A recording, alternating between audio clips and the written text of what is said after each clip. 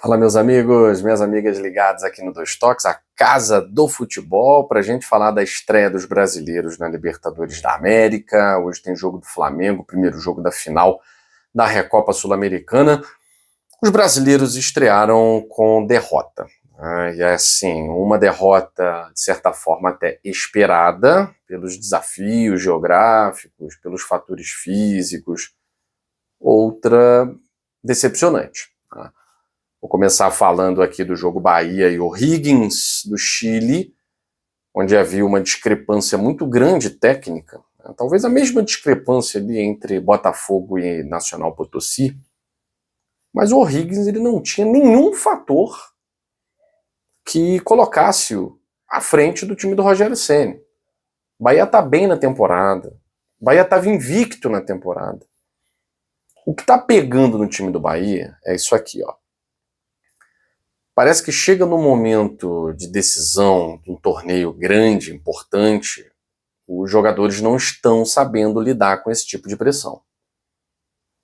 E olha que não tem garotinho lá no time do Bahia, né, cara? Tem muito jogador experiente. Tem muito jogador que conhece Libertadores. Tem jogador que já foi campeão de Libertadores. Mas eu não sei o que acontece com o time do Rogério Ceni. Seja no momento de ficar numa posição melhor no Campeonato Brasileiro, o Bahia fracassa. Seja no momento de resolver a fatura numa Libertadores da América, o Bahia fracassa. Agora é o momento de conquistar uma vaga na Sul-Americana, o Bahia fracassa. Esse Bahia do Rogério Ceni é um Bahia que provavelmente vai se classificar? Creio que sim. Creio que sim. Mas eu fico preocupado porque é um Bahia que me surpreende negativamente nesses momentos de decisão. O time do O'Higgins, não vou dizer que fazer a piada do horrível, né, O'Higgins, nada disso. É um time lutador, um time guerreiro. O Bahia teve dois momentos na partida, né, em que o Bahia foi um desastre, acabou tomando um gol logo no início do jogo, até um belo gol, né? Mas a maneira como os jogadores do Bahia foram na bola, desse gol, parecia pelada de domingo, né? Ninguém chega forte, ninguém chega sério. Então o cara, aos trancos e barrancos, vai lá e faz o primeiro gol. O Bahia sofre o segundo gol, anulado, né? Com razão. Mas o Bahia foi muito mal no primeiro tempo. E o Bahia no segundo tempo, mesmo bem, não conseguiu acertar um chute na direção do gol contra o fraco time chileno. Isso é muito preocupante. É claro que na Fonte Nova a história provavelmente será diferente, mas não havia um momento pior para perder uma invencibilidade do que no jogo que realmente importa para o Bahia nesse início de temporada. O Bahia está colocando em xeque aí uma classificação que se desenhava muito tranquila. Muito tranquila. Essa derrota para o O'Higgins eu coloco como decepcionante. Decepcionante. Não esperava essa derrota do Bahia, não. O Botafogo já é uma situação completamente diferente. Porque fosse um jogo contra o The Strongest, fosse um jogo contra o Bolívar, enfim, qualquer altitude seria compreensível. Uma derrota, né? Por 1-0, por exemplo. Mas uma altitude de 4.000 metros, não é que tem que comemorar a derrota, não. O Botafogo poderia ter vencido esse jogo. O Botafogo poderia ter vencido essa partida. Não venceu por incompetência de alguns jogadores, né, na hora da finalização. Agora, a situação do Botafogo é uma situação de derrota completamente dentro do script positivo. É aquela derrota aceitável em que os jogadores saem com a sensação de, cara, conseguimos não só sobreviver, né? A gente chega muito mais forte do que imaginávamos, né? Chegaremos muito mais forte do que imaginávamos no Rio de Janeiro.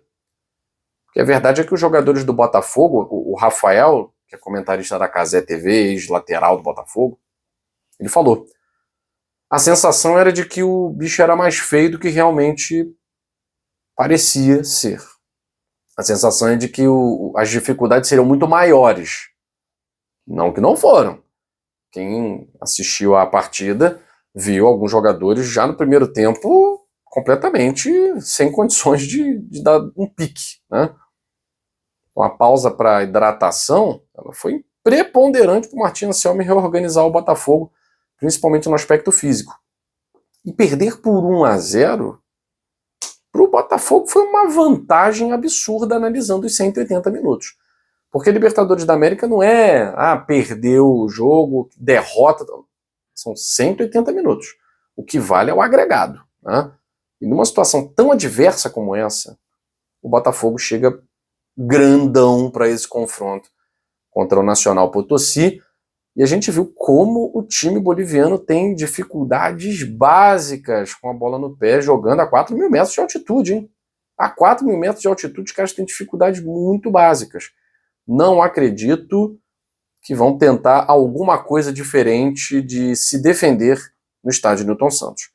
Então caberá ao Botafogo e ao Bahia, jogando dentro de casa, mental bom, torcida apoiando, né? Torcida do Botafogo precisa comprar o barulho, não pode continuar com esse divórcio, né? A situação fora de campo é decepcionante? É. Mas dentro de campo o Botafogo depende de si mesmo para fazer o simples e ir para a terceira fase, garantindo pelo menos ali calendário sul-americano, ou fase de grupos, ou fase de grupos de Libertadores, ou fase de grupos de Sul-Americana, né? Então, Bahia e Botafogo, para mim, vão passar. Foram derrotas pelo placar mínimo e adversários que são inferiores tecnicamente. A diferença é que o Bahia perdeu para um time inferior sem qualquer dificuldade extra.